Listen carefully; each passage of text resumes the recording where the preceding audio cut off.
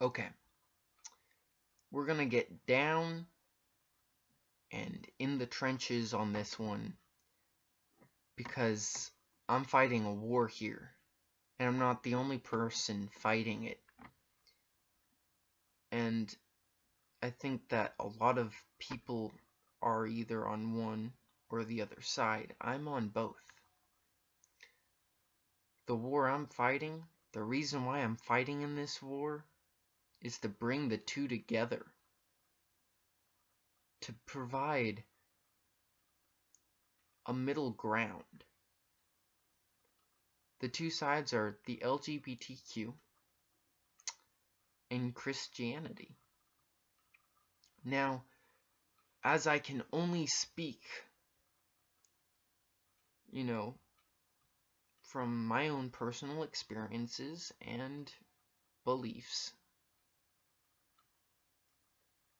I can't tell you that everything I say is 100% fact. I can say that when I speak, I will speak as factually as I possibly can, and I will quote the Bible. And some of you are going to be like, dude, no, don't quote it. But I'm gonna. So, I really want you guys to just listen and hear me out before you jump to conclusions. Okay? Okay, let's begin.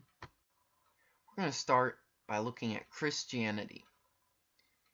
Now, in the Bible, there are many sins that, are there. They are all bad, and they all negatively affect us.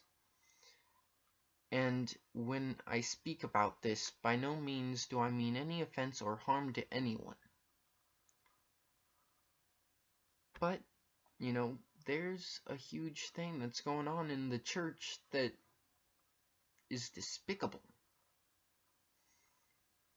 We post videos that call transgender in childhood child abuse. No, I'm sorry, but you're wrong. There are many people who call homosexuals abominations. They're not. I'm sorry. I believe in God. And when you say things like that, you take away from the glory of God. Did you forget that in the Bible, Jesus is asked what the most important commandment is, and he couldn't give just one of the commandments as an answer. He had to give two. Love thy neighbor as thyself. Your neighbor is not limited to the person next door. It is not limited to fellow Christians. It is not limited to people who are straight. It is everyone. It is every human being that God created.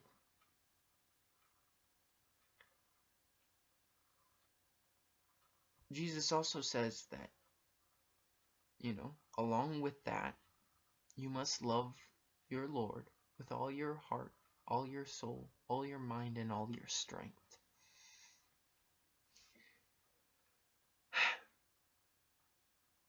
Do I believe in the Bible? Do I believe it to be the truth? I do. It's a matter of faith. And my faith is as, backed up by science as the faith in evolution. Sorry to break it to you, but evolution isn't as factual as our schools are making it out to be. But nonetheless, let's stay on point. The church versus homosexuality. Christians are called to love one another. Committing a sin does not make you an abomination. The act, the sin itself is. And it isn't just one sin. It isn't just a couple. It's every single sin out there. That's what the abominations are. The sins. Not the people who commit them. So, now I'm going to take the approach on the LGBTQ side of things. So, please bear with me, okay? Okay, LGBTQ side of things, in no way, shape, or form is going to a meeting like being an alcoholic and going to the bar. Okay, I've heard people use this analogy. It is not accurate whatsoever. Okay, I'm just saying, y'all need to cut that crap out because it's stupid. I'm sorry. That's a little offensive to y'all, but it's stupid. I'm sorry. Okay, but I've gone to meetings. I'm a Christian, and I'm very open about that. I have no issue talking about my faith to someone else. Do I respect boundaries, and do I respect that not everyone's going to agree with me? I do. And it's just part of life.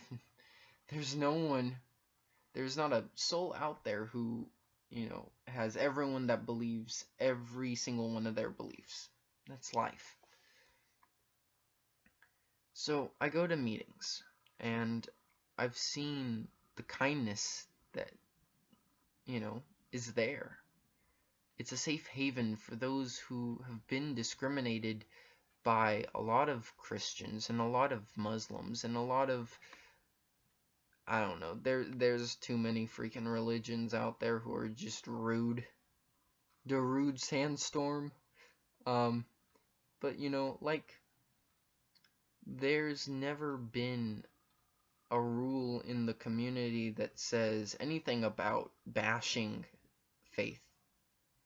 In fact, they make it very clear that if someone says something that offends you, for any reason, just say so. And they have to stop, or they get thrown out.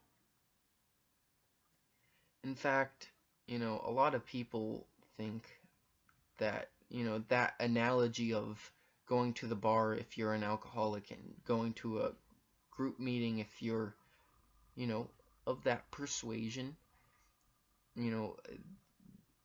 it's not a good one to make because, they're teaching people to be safe. They're teaching each other to think before they act. They're really teaching, from the youth side of it, they're teaching these kids to be safe, to use, the right stuff like condoms and, not to sleep around. I mean, they make it a point that, they have exercises where they, you pick a number between 1 and 15 and they tell you essentially how many people you've had sex with based on the number that you said. And that in no way means that, the number they say is accurate to what you've actually done. But it's telling you that, there's a lot of people who've had sex with more than just you. So you're really putting yourself at risk if you're not using condoms and things to prevent, STDs. Which, I mean, although Christianity's, no sex before marriage is the thing, we do talk about, being safe and not doing stupid things. So, I mean, when it comes down to it, they're very much similar. In church, you're supposed to respect one another. You're supposed to love one another, no matter what differences you have. Now, a lot of times I have seen, both sides say certain things, and these are specific members, not the overall. So I really hope that you guys watched this and got something from it, because there should be no feuding between the two. Find the middle ground. Come on. We all got a middle ground. I hope you guys have a great day. Bye.